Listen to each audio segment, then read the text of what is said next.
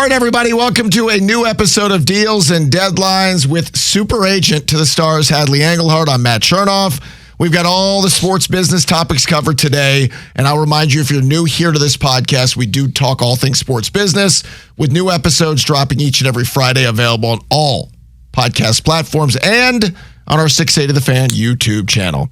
All right, Hadley, we have an NBA champion and an NBA draft that we need to talk about. Oklahoma City won the championship last Sunday. They're the youngest and cheapest roster in the NBA. The core is built. Use the word cheapest like they didn't spend money. They didn't have to spend They don't. This is a lot of homegrown talent. Correct. Guys they haven't brought in. They've made savvy trades like the SGA trade and some others. But it's a roster that's also under control for at least another year with all of their key figures and most of the core beyond that. They also have 4 first-round picks a year from now. They have 3 in the first 40 this year.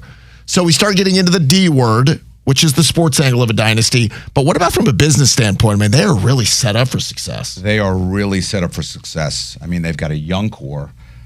Their first rounder last year tore his ACL, and he's going to be back. So you have to add that if he plays at a first-round level, that makes him even that much better. It's truly a great story. It's a great franchise, and I love seeing the small market. I know we'll talk more about the impact that small markets have, but the fact that they are under contract, I liken this team to the decade or decades ago of the dynasty of the Chicago Bulls, having a Michael Jordan player in SGA and having a Scottie Pippen player in Williams. Mm-hmm. I really think that they have a great young core that as long as they keep those two guys around, they can build around this team for many years to come. So they also didn't have one of their top picks in Chet Holmgren for a lot of this season, too, who was hurt. But I want to talk to you about the construction, because I think that's the interesting part. Small market, you're not going to appeal to free agents. You're not going to be able to say, come here like you would go to Miami or come here like you would go to L.A. So we had to build, and Sam Presti loaded up on picks. Every move was forward-facing of, not that we're going to use all the picks, but we can use them in some trade stuff. We can go get SGA, which at the time was Paul George. Nobody thought you were getting the MVP when you got him. But they did it in a way that Sam Presti's like, we're not in a market that's going to be appealing, so we have to build this way, and we're going to go volume with the picks. I know others will try to copy it. I just don't know if it's something a lot of markets can get right, because they've gotten a lot of this right. Well, first of all, that's where it starts with any franchise, right? You take the Florida Panthers. You build, you grow. It doesn't matter what the market is. I think that's to me at least, it's a little misleading about the market and bringing free agents and things like that. What's different today than it was, let's say, 20 years ago is we have so much social media and the internet that allows you to market your team, market players at a level that you couldn't do 20 years ago. I don't know if that holds true anymore about small market versus big market. If you're a marquee player, no matter what market you're in, they're going to find you and they're going to brand you that way. So I don't buy into that too much about free agents in any sports shying away. I mean, we'll take the Kansas City Chiefs. Mm-hmm. That is a small market in the NFL. But is that the same? Because the NFL has proven to overcome the market size. I think the NBA and baseball, it still exists. Yeah, I mean, I still think there's some truth to it, but I don't think it weighs as much as it used to 20 years ago because of the ability to have accessibility. And I just think that this team is built the right way, and as long as they keep the younger players happy, keep them under contract long term, which they're going to. I mean, listen, SGA has an opportunity now to do a max deal, or he can wait another year to do an additional max deal. Interesting caveat with SGA. 3 months ago, he fired his agent. Mm-hmm. He's now self-represented.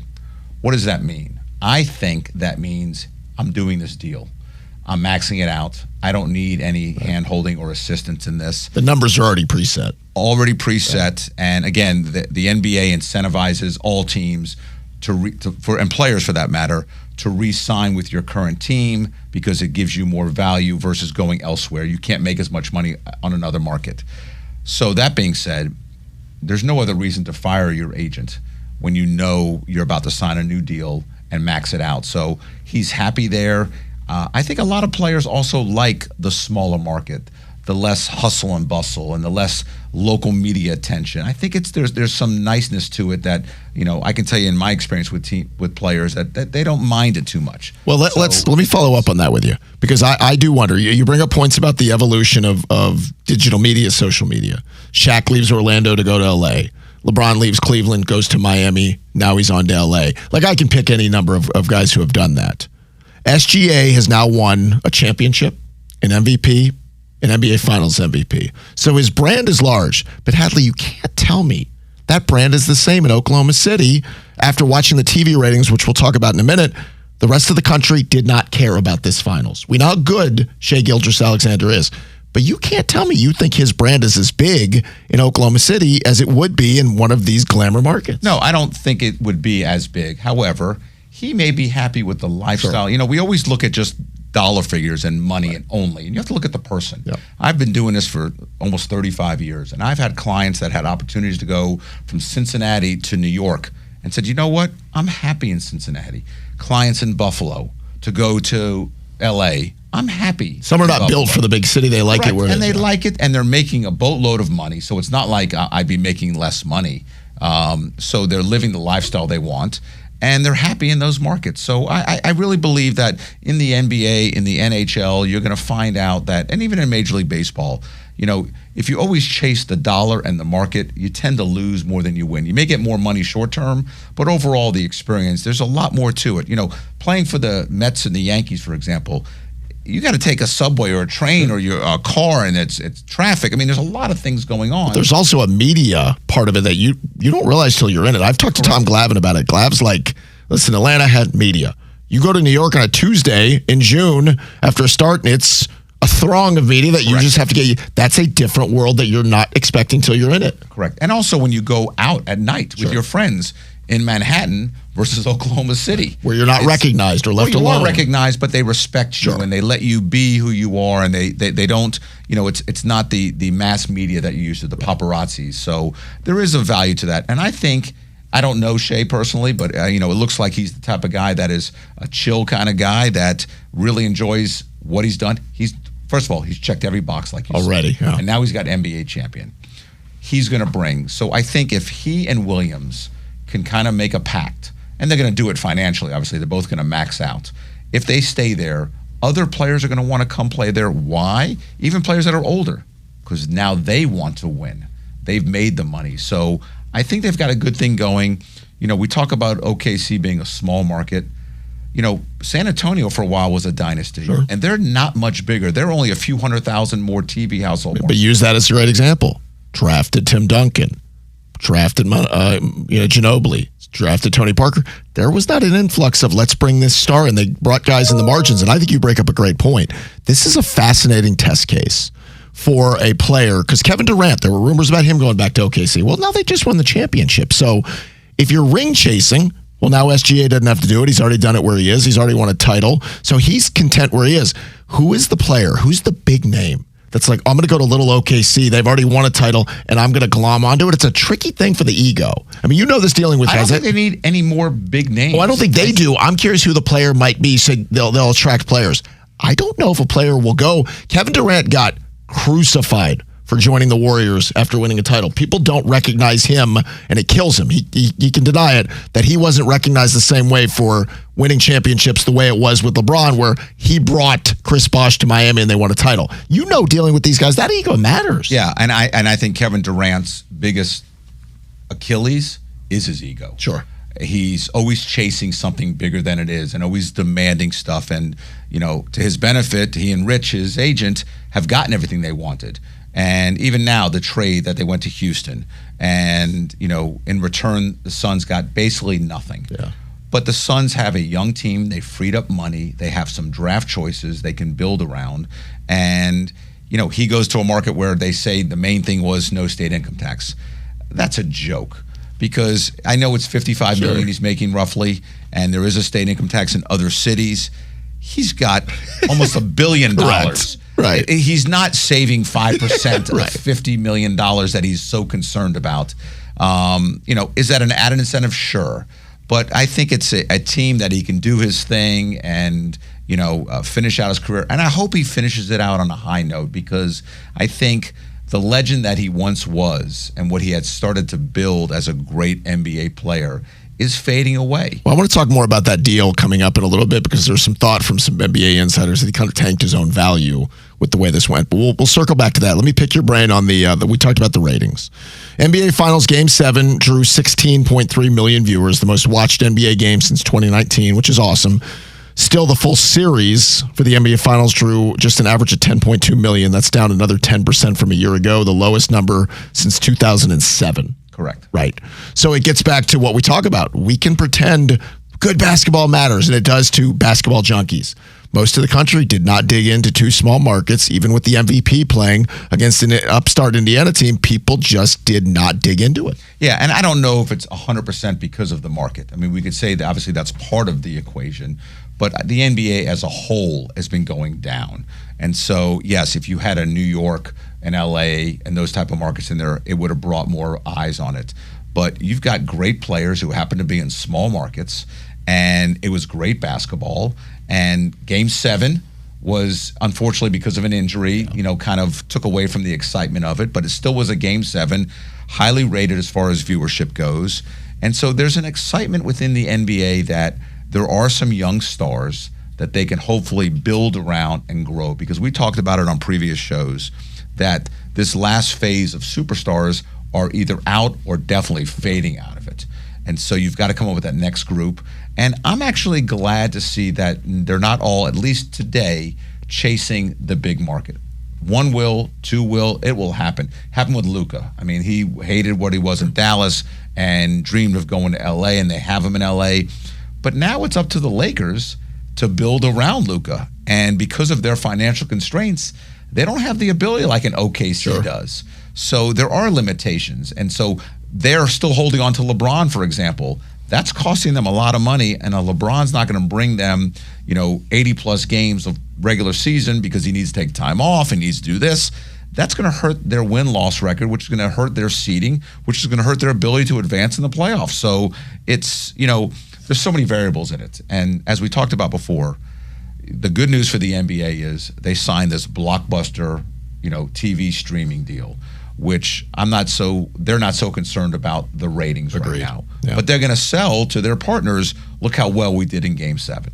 So there's a bigger conversation too here about the future of the league for at least the short term. It seems most of the star power again is out west, and this happens in a cycle. But you're in a West that now has the world champions and the MVP, and Kevin Durant stays out there with Houston, and LeBron and Luka are with the Lakers. And then you come east, and you're like, because of injuries, there's no Tyrese Halliburton next year.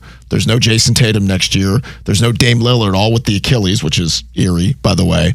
And you look up and down the East, and you're like, pretty good New York. And then you're trying to figure out, you've got Giannis, and after that, it's hard to find a bunch of star power. So, again, the league, as much as they don't want it to admit it, they want the East Coast to be filled with star power for those 8 o'clock games. They just don't have a ton of these. I 100% agree. I growing up on the East Coast from New York to South Florida to now Atlanta, you follow the East Coast teams more than the West Coast teams, although I grew up during the Laker heyday with Magic and everything like that, so it was fun to watch Showtime. But you can't do that, right? I mean, the draft is the draft. I mean, Cooper is going to go to Dallas. It's another West. Central we'll call it. But if it's a Western Conference team, right? Correct. I mean, so I don't disagree with you, but that's just the way the luck of the draw is. Sure. And the good news is Cooper's going to a great market that if they can build around him, all of a sudden they become one of the focal points. So I think the NBA is on an uptick. I'm not a fan of the style of the game that it's become personally, but I think that it's moving in the right direction. And I know we're going to talk about the draft, and there's some exciting stuff going on with that. So it's, I think the NBA is their arrow is pointed up. I wouldn't say super up, but it's definitely on the upward swing. Okay, so let's do this. We'll talk about the draft, how they've changed the format to try to please the TV partners. We'll talk about that, plus circle back to the Kevin Durant trade and what happens when a player who has a lot of the control of where he's going ends up tanking the value involved in the trade. We'll talk about that more as Deals and Deadlines continues.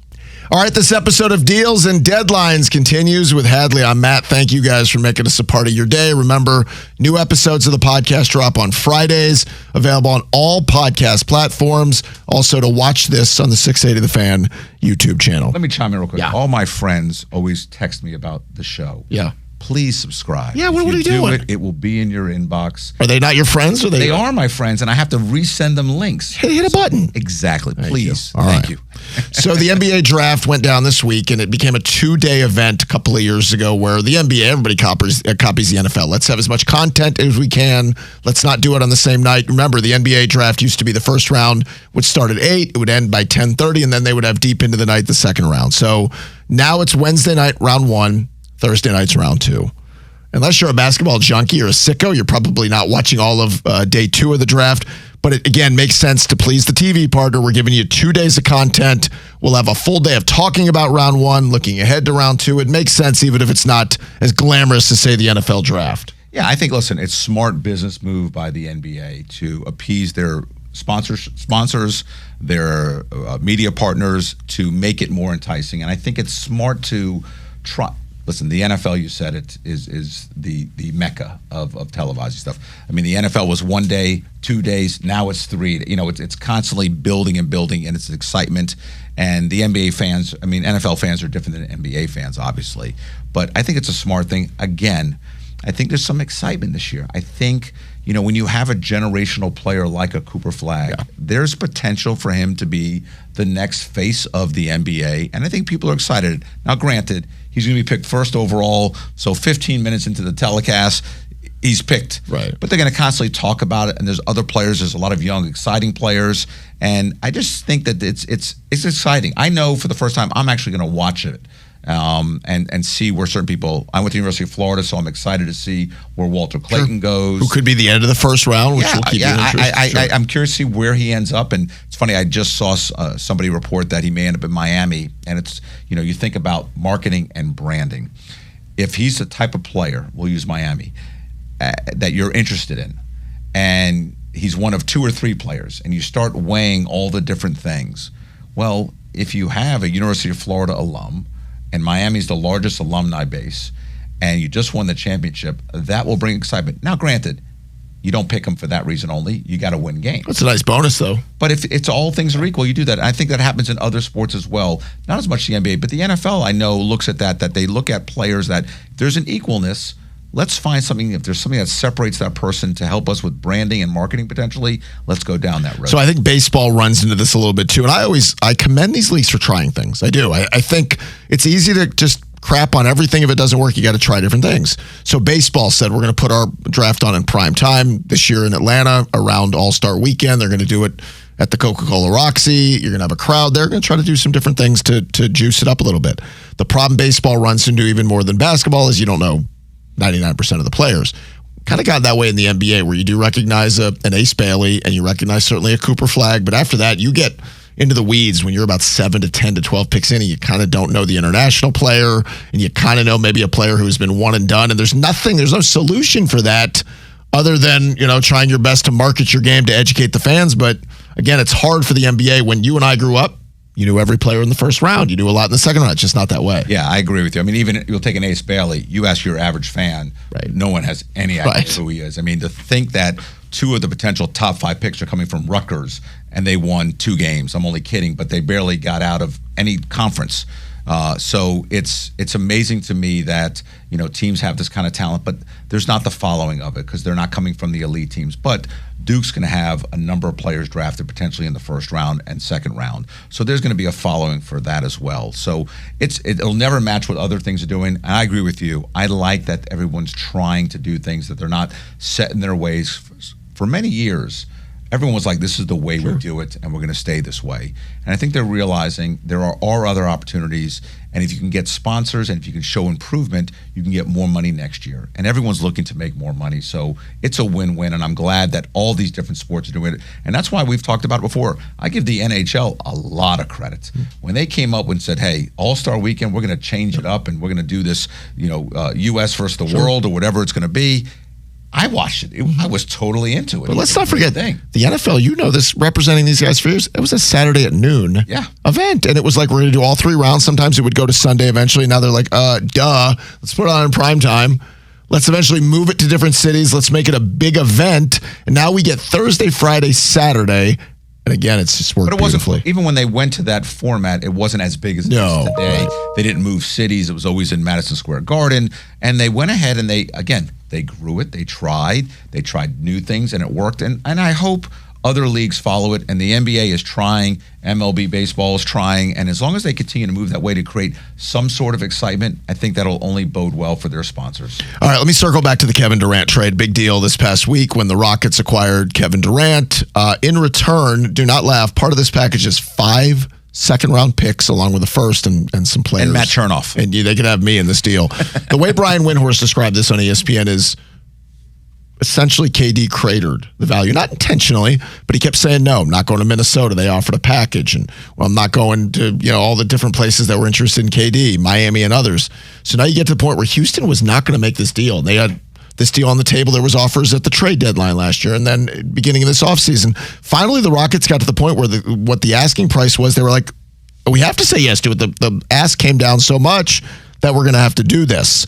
You as the agent, talk me through that now, because you only rep the player. You don't certainly care about what the compensation is in return, but there is a fine line in how you handle negotiations, trade talk in public. Yeah, as a player agent, we always care about the player and player only, not concerned about what the team's going to deal with. However, that being said, there is a part of us that has to understand and be in the seat of the general manager of the other side where they're dealing with an entire roster. And in the NBA, a lot of times it's multiple teams that are involved. So you have to take that into consideration as you deal with this. But you're always looking for the player first. When you have someone like Kevin Durant, who is a me-first guy and has always been a me-first guy, anytime you sign that player, meaning the team, potentially the stuff that benefited you to get that player may be a detriment down the road. And so they're not upset about it. They knew that, I hate to use the word cancer, but he became that. He doesn't want to be there. And so you can keep him there and say you're under contract, but we need to move on. We got to get the best deal we can get, so he will move on. And it's not a perfect world, but every team has been on both sides of this, where they've reaped the benefit, where a player's been unhappy in one city, and they end up with giving up very little to get that player, and it comes back the other way around, where you end up having to give a player away and getting very little in return. So doing this long enough, you see all sides of it. But as a player agent, you always look at the player first, but you also try to educate the player on, our goal is to move on, but let's do it in a professional way. Let's not burn a bridge. Well, and a lot of players don't care about Right. burning bridges, and that becomes the problem. And it's not, they only care about themselves. Well, you have to deal with the organization again at some point, Yeah, too. and we've even dealt with it where we've had players burn bridges with an apparel company, a Nike, let's say, and they say, well, I don't care about Nike, and I'm moving on. I'm going to Adidas or Under Armour. Great, but now I have the next player like that. And so it affects my relationship. And so, but you have to really work hard, because you do have to put the player first, and that's your job as an agent. But at the same time, you've got to look at the macro part of it and try best to make it work for all parties, putting the player first. Okay, let me pick your brain about what's going on with the WNBA, because I saw a story this week that you have WNBA players starting to really let their voices be heard. Now, the Caitlin Clark effect, the attention on the league is more than it's been. So players are speaking out to ensure that their voice is a part of the upcoming CBA negotiations, which is a first for this league since it signed its historic $2.2 billion media rights deal that could see salaries kind of skyrocket with them. So tell me how this works, because there's a middle ground in this of, and these get ugly, right? You could have the league saying, well, you got one voice and one face who's really dictating what our league has become. But you also have the rest of the players going, well, yes, she's bringing them to the table, but we're also winning them over with other star players and people watching the league more and more. So we should see our salaries jump. How do you think that one goes? Yeah, it's going to be very interesting, because the WNBA has lost hundreds of millions of dollars over the course of the league's existence. The NBA has been funding a good chunk of that. I think last year they lost close to $40 million. If there's a time to have leverage on a new CBA, they're currently under contract for several more years, although either can opt out at the end of the season. If there's a time to opt out, now is the time, because there is interest. And it'll be very interesting to see what they get with that. Will they get more money? Of course they will. The big thing with them is these chartered flights. that becomes, you hear it from all the WNBA players. They talk about wanting to have chartered flights and the ability to travel like an NBA player would. So it's going to be a very interesting thing on what they get in addition to just higher salaries, because now there's competitive leagues. And so people can leave and go to other countries potentially. And, I think it all goes back to Caitlin Clark.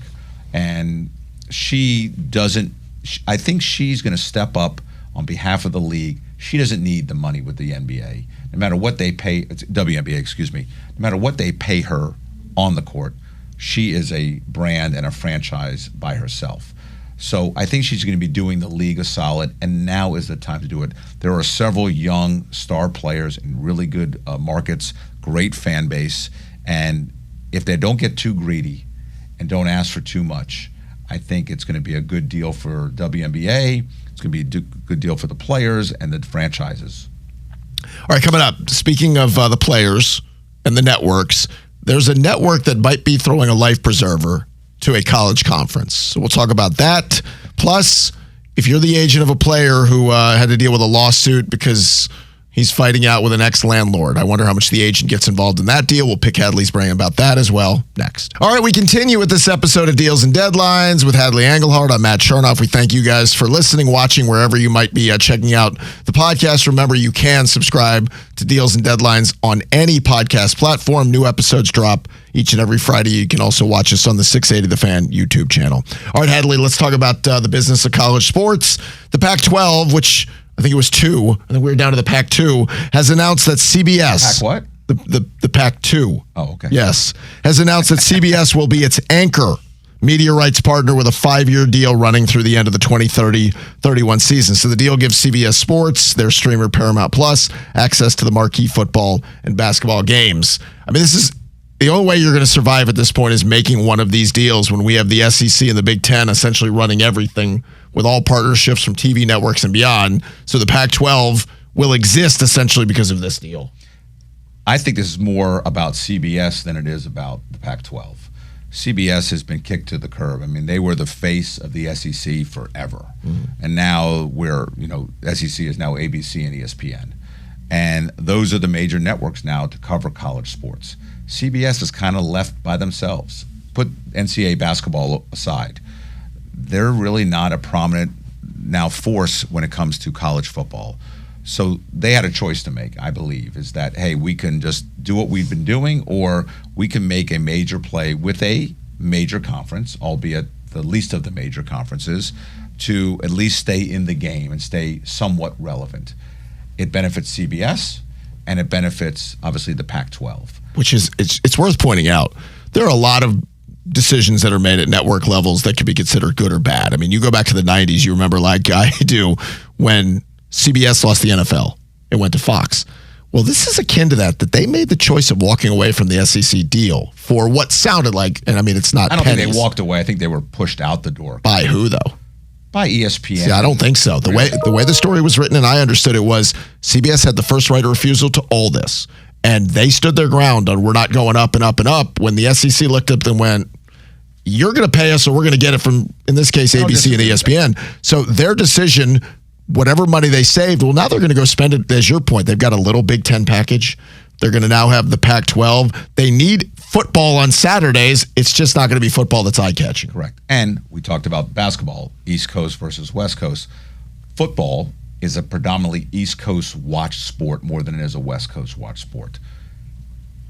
To have it West Coast only is not great for ratings, but again, it's going to be able to sell ads.